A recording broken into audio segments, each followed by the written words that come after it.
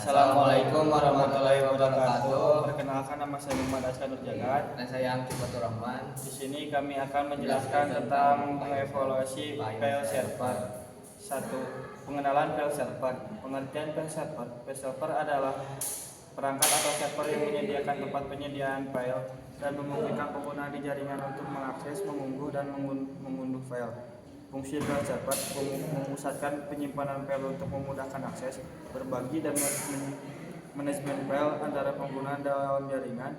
File server banyak digunakan dalam perusahaan atau organisasi untuk pengelolaan data yang efektif. 2. Metode akses file server.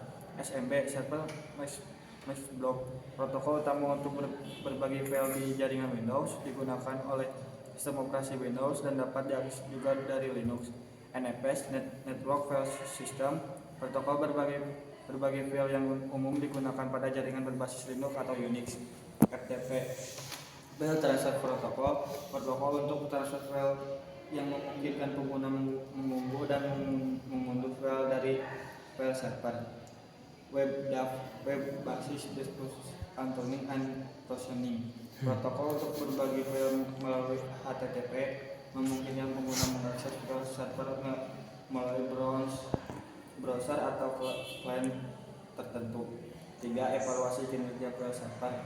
Pemantauan pengguna resource server mengamati pengguna CPU, RAM, disk, dan jaringan pada file server, terutama saat server menerima banyak akses dari pengguna disk space.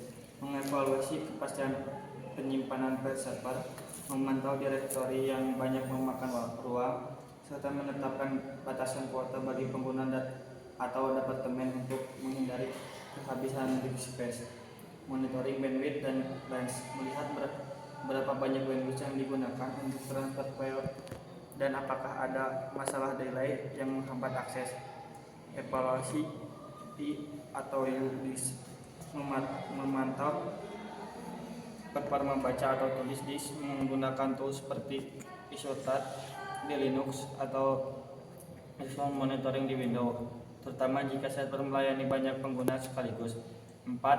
Pemantauan keamanan file server.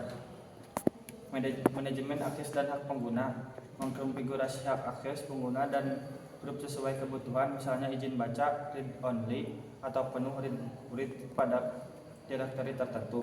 Autentikasi dan enkripsi, menerapkan enkripsi pada file server, misalnya FTPS atau SFTP untuk transfer aman, dan autentikasi yang ketat agar hanya pengguna terdapat yang dapat mengakses file.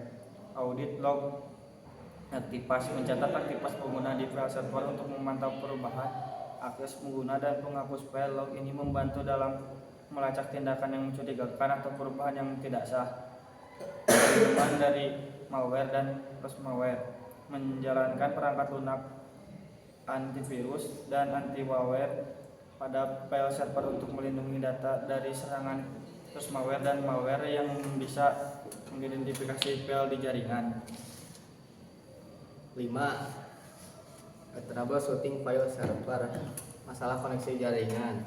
Memastikan koneksi jaringan yang stabil antara server dan pengguna, terutama jika sering terjadi timeout atau lambatnya transfer file.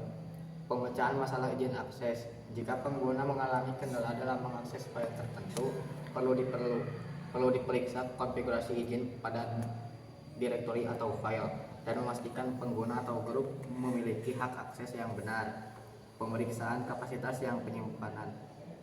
Menghindari server kehabisan ruang dengan mengevaluasi kapasitas yang tersisa. Menghapus data tidak penting atau memperluas storage jika diperlukan. 6. Tools untuk monitoring dan evaluasi file server.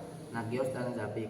Tool pemantauan untuk memantau resource seperti penggunaan CPU, RAM, disk, dan aktivitas jaringan secara real time. Wireshark, menganalisis lalu lintas jaringan untuk mendeteksi masalah koneksi atau aktivitas mencurigakan di file server. File server resource manager, tool di Windows server yang dapat digunakan untuk mengelola kuota, mengatur izin file, dan memantau penyimpanan dengan lebih rinci. audit logs, dan event viewer untuk mencatat dan menganalisis aktivitas yang terjadi di file server seperti akses, perubahan, atau penghapusan file. 7. Evaluasi keamanan file server, pengecekan akses dan hak, memastikan bahwa setiap pengguna hanya memiliki hak akses yang dibutuhkan, prinsip least privilege, backup dan pemulihan data, melakukan backup secara berkala, terutama untuk file penting, menyimpan backup di lokasi terpisah, atau menggunakan layanan cloud untuk pemulihan data jika terjadi kegagalan.